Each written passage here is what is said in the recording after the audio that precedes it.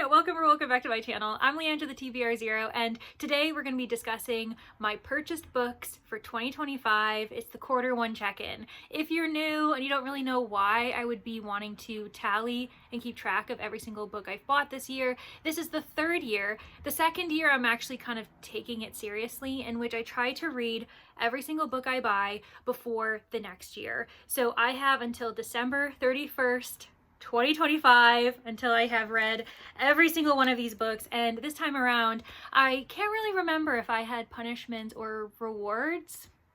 If I did, I included them in my goals video, and I'll be sure to have that linked below, and also probably the check-in for the finale of 2024 in case you wanted to see how I did last year. Spoiler, I failed, but I also didn't do that badly in my opinion. I digress. So what we're going to do is discuss every single book that I've bought so far in 2025, and also look at the statistics on how well I'm doing as far as did I read every single book, and the way the rewards work. Now that it's all kind of coming back to me, I'm pretty sure that with every quarter when I check in, if I have cleared the board, if I have read 100% of the books that I've bought thus far, then I actually get to treat myself. And quite a few of you ended up giving me suggestions in the comments of my 2025 goals video with ways I can truly make it a reward. And one person, I can't remember your name, but I'll be sure to have you linked below, you were saying that if I end up getting 100% read, then I should treat myself by being allowed to go buy books and not add them to my total. So I truly can read them whenever I want. It's not going to hurt me if I don't read them before the end of the year. And I think that that's really lovely. I'm not sure how many books I would actually buy for that type of award, but we can kind of get there if I ever do achieve said award. So without further ado, let's talk about the statistics. So far this year, from January to March, I have purchased 17 books, which is nothing. I know that most people on booktube are people who like buy dozens upon dozens upon dozens of books. They have book hauls every single month, maybe every few weeks. I'm just not that person, and I think that by being a bit more conscious about my buying, putting a challenge on it where I have to read every book I buy, this year in particular, I have really reeled back. I have taken a step back from my buying habits because I don't even know how many books I bought last year around this time, but it was so many more. In fact, I'll be sure to include that statistic here on the screen because my bullet journal from last year is in another room, and at this point I just don't feel like getting up. And we're gonna move on. The breakdown for those 17 books though is a bit interesting, at least for me. So my total unique titles was 15. What does that mean? Well, I ended up buying 3 copies of A Drop of Corruption. They're all 3 different editions. We got the US edition, the UK edition, and I also ended up splurging on the Aardvark special edition. In fact, I have them in front of me, so I'll just show you. Drop of Corruption from the UK. I also have the US edition where it has the design right on the hardback. Oh my gosh, they're really, really gorgeous. This series has lucked out in the fact that I haven't seen an edition that doesn't have a beautiful cover, and that's not always the case. And then we have the Aardvark edition, which places the hardback edition from the US on a cover jacket. What's it called? A dust jacket. And then on the inside we have this really lovely foiling that's simple, and I actually am totally fine with that. I really love it. And with Aardvark, I'm really impressed by how subtle their own emblem is. You don't notice it too much, and I actually didn't even realize that they had something on the cover, something I like way better than, like, what is it called? Book of the month?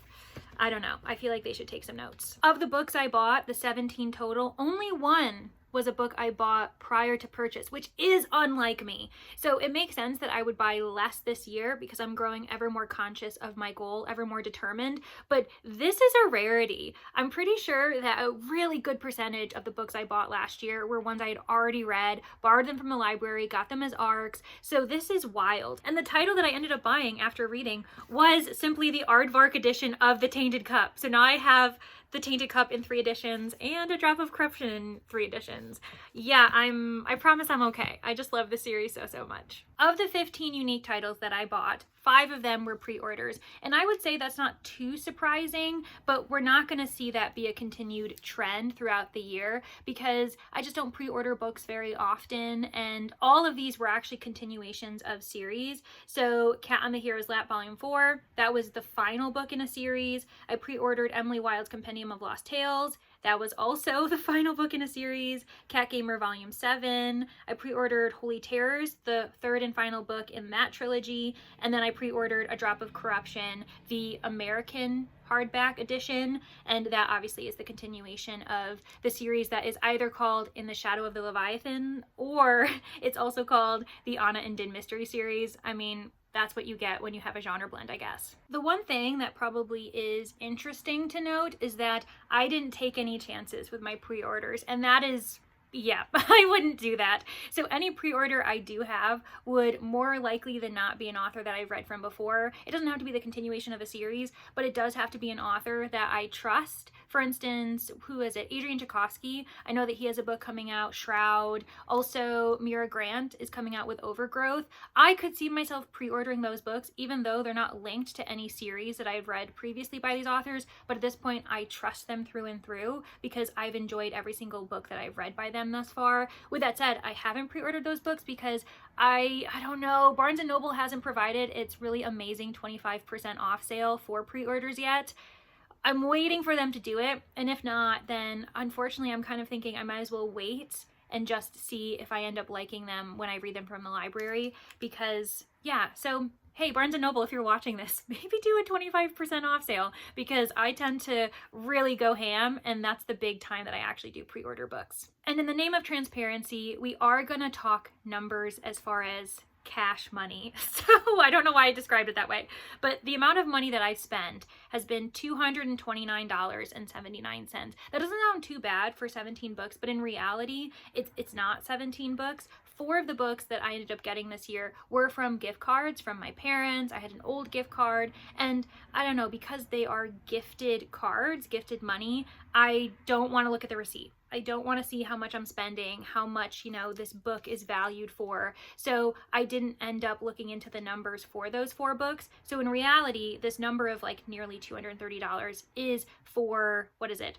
17 minus 4 is 13. We can do math. And so of those 13 books, it's roughly $17.68 per book. And that's not to say that I spent $17, nearly $18 in every single book. All of the manga that I ended up purchasing was $10 or less. The most expensive book, which I do think makes sense when you really break it down, was A Drop of Corruption. This one ended up being $27 and change. It did come from the UK. I bought it from Blackwell's, and it's also my favorite edition. I really love the UK covers, so I think that it's worth it. And while I also really enjoy the American covers, this was worth $17. So you can kind of see the difference, and it's interesting to kind of compare the cheapest books to the most expensive books. And in reality, A Drop of Corruption from the US is the average amount that I spent per book. Now, let's break down some of these trends that I discovered that I actually really enjoy, and I think it just speaks to how much better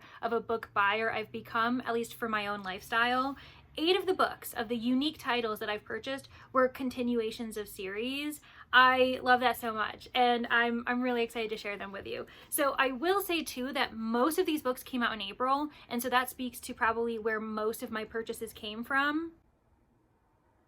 I just realized that this is my quarter, January, February through March, but we're throwing April in too because so many of these books came in April, and I'm recording this really late, so it's fine. Anyways, I ended up buying, obviously, Faithbreaker. That's a continuation of a series, repeat author as well. Holy Terrors, I ended up repeating that one too. That's a repeat author continuation. Obviously, A Drop of Corruption, which I've already talked about too much. We have Cat on the Hero's Lap. I also have Cat Gamer Volume 7. Dinosaur Sanctuary, the 5th in that series.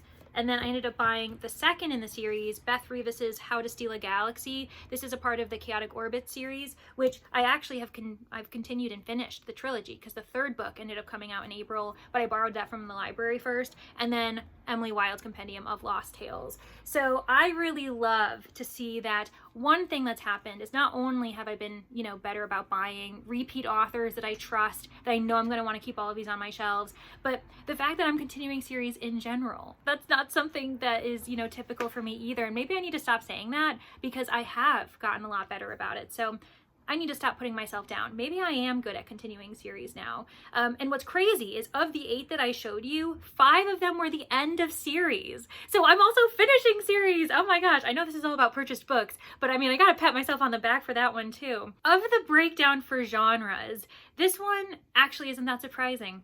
I don't know why, I just assumed it'd be weirder, but it's actually pretty straightforward. I've purchased 1 horror, because even though I really like reading horror, 2025 just doesn't seem my year for it. I haven't been gravitating towards it. I actually maybe have picked up only a couple horror books, if any, this year.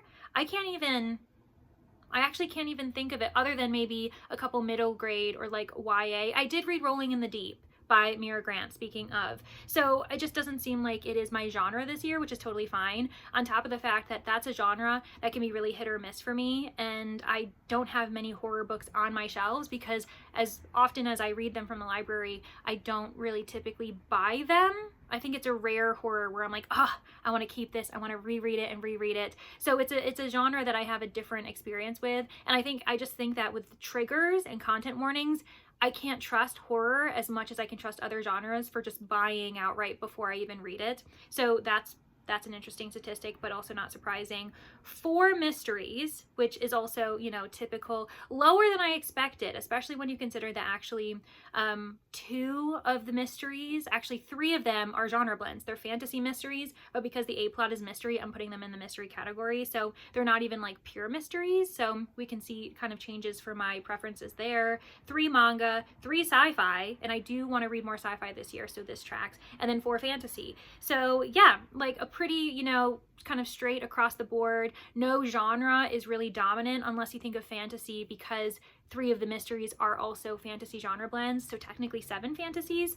What? Am I a fantasy reader? I don't know. This is wild. Breaking down that 17 book total again, let's look at unique authors. So 14 authors are unique within this list because I ended up buying 4 books by Robert Jackson Bennett because, again, I'm crazy and I'm obsessed. But of those 14 unique authors, 6 were authors I'd never read from before, which is actually feels kind of high to me. I was surprised. I felt really confident that maybe 1 or 2 authors were new to me, but apparently 6 of them are. And I guess it makes sense when I consider which books are new to me, which authors are new to me, but that's almost half. Almost 50% of the books that I've bought so far this year are new to me. And I think that's crazy. Maybe the most fun statistic so far, the most fun trend, is that no book that I have read from this list of 17 has received less than 4 stars. So I'm doing so well about buying books that I know I'm gonna love. I know that most of that is thanks to the fact that I'm not taking too many chances. Most of the books that I'm picking up, I know for a fact I should love because they're repeat authors, they're repeat or like continuations of series. But at the same time, obviously I am taking some chances because a few of the books I've read haven't been by authors that I have any history with. But yeah, I'm really pleased. And so 6 of the books that I have read from my list are 5 stars as well, which is so great and really wild because I don't really know how to explain this, but I actually, you know what, I'm going to rely on my bullet journal to really break it down because I think that is a crazy statistic, even though 6 isn't that high of a number. All right, so looking at my statistics per month, the number of books that I've given a pure 5 stars, they have to be 5.0, can't be 4.75, that is 13 books. So 13 books, January through March. If we add the 5 stars that I've done in April, that's 13, 14, 15. So 15 total books from January to April, what's today? April 18th that I'm recording this. I've had 15 5 stars so far. 6 of them, 5 stars. A part of that 15 are from purchased reads. That is crazy because really when we're breaking down the 15 total 5 stars as well, 5 of them are rereads. So books from my shelves that I already loved, that I read last year, years ago. So taking that 15 minus 5 rereads from my have read shelves, that's 10 books that I actually ended up loving that were completely new to me. Hey friends, interruption. Basically what I'm trying to say is that 60% of the new to me 5 stars came from my purchase reads and I'm blown away. I'm really, really pleased. I don't know like if those numbers all compute for you, but I feel like it demonstrates that I'm doing such a great job knowing what books I'm going to absolutely adore, and I'm actually reliant on my purchased books for kind of giving me the 5-star wins that I haven't really been finding very much elsewhere. With that said, another statistic that might be something to kind of keep in mind, and it does speak to the fact that I try not to go outside the box, out of my comfort zone when I'm putting money, into a book and buying it, is that of those 6 books that have given me 5 stars, only one is a new to me author. I loved the book dearly. I'm so obsessed with it. I can't wait to show you this book in an upcoming vlog. But yeah, I think that that's interesting, that even if these are like new to me books, most of them are not new to me authors, and I have no complaints about that. And now for the big reveal. Did I actually read every single book I've bought since January 1st? Well, let's remember the numbers. 17 books are the total books I've bought, but really it's only 14 books that I had to read, because 1 was a book I already read prior to purchase, and then 2 were the extra copies. So the number we're trying to hit is 14 read books. And drum roll please, I've read 9 of them. So 9 out of 14 have been read, and I absolutely adored all of them. That means it's about 64%. Not terrible, not great, but I have more information. So that leaves a 5-book deficit, 5 books that I hadn't completed prior to recording, which also means I don't get my reward, but that's okay. I don't feel the need to go book shopping right now, so we're fine. Maybe, in another 3 months, I'll think differently and I'll really be working towards that goal of a reward. But of the 5 that I still need to read, 3 of them I'm currently reading right now. One of them is Holy Terrors. I'm doing this as a read along with Margaret the Word Nerd. We obviously plan on finishing this by the end of April so that we can have our discussion with everybody else who's been reading this series with us, and I'm really, really excited about that. Margaret and I also plan on doing like private sprints just for the 2 of us so that we can get excited and have someone to talk to as we read the book. It's just we've had really busy schedules, so we haven't finished the book, but like I'm literally currently reading it. I hit the bookmark to add to the suspense, but there we are. Like this is where I'm at right now. Another book with a bookmark hidden is Faith Breaker. I am buddy reading this with Brittany Loves Reading and Julie from Keep Calm with Books and Coffee. The 3 of us have had such crazy lives that we just haven't had time to dedicate to this book, but the plan is to finish this by this coming Monday. We'll see if that happens, but yeah, I'm working my way through, loving it so far, and that's going to be in an upcoming vlog as well. And then finally, the one that I'm the least far into, but I'm already really enjoying it. I'm 1 chapter in, and I'm reading it for the same vlog that I'm doing Faith Breaker for, and that is The Jimba of Shantaport by Samit Basu. It has been so fun, and like I said, it's only 1 chapter in. This is Aladdin meets Murderbot, to my understanding, and I'm already super intrigued. Our narrator is a robot. Need I say more? But needless to say, obviously I didn't end up finishing these books, and so they can't be counted to the total of 9 that I finished, but a vlog is coming. It's for my Project TBR 0. It's literally a vlog series that is dedicated to reading the books on my shelves. And I really wanted to finish the vlog before recording so that I could celebrate that I'm going to get the award. But like, time is of the essence. I don't have time. I don't have time. And I also want to enjoy these books. So that vlog has been pushed back, and the video replacing it is this one. So it's basically giving me more time to actually finish these books. And I think that that's important to know too, to myself as a creator, that yes, we want to entertain the masses and we want to meet our schedule, reading for content, blah, blah, blah. But also at the end of the day, you're reading to read, you're reading to enjoy and have a great time with the people you're, sharing your books with. And I didn't see why I was putting pressure on myself when I wouldn't be doing myself justice. I wouldn't be doing my buddy read justice, you all, the books and the author and the characters. So I'm okay with taking the L on this one because I'm thoroughly enjoying these books and I'm happy to take my time with them. But if you're paying attention at home, that still leaves 2 books that I haven't even touched. And I have no excuse for that beyond the fact that they are for Battle of the Booktuber. So I also can't even divulge what those books are. I have buddy reads planned, so I'm very excited about that. But again, it's just kind of a waiting game of everyone's schedules aligning. I'm excited to read those 2 books, but I really wouldn't even be able to talk about them with you anyway because that competition doesn't go live until July 2025.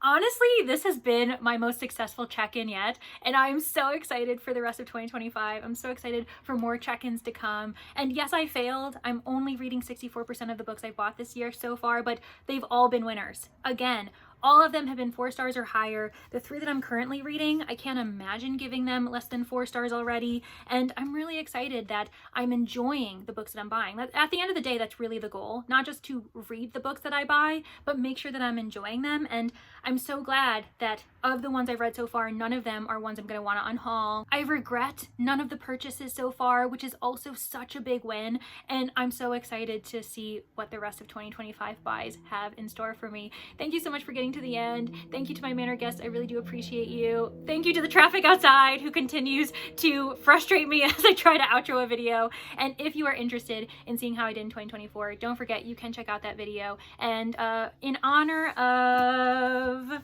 Faith Breaker, how about you give me a rabbit in the comments? Thanks everybody, and I hope to see you in the next one. Bye!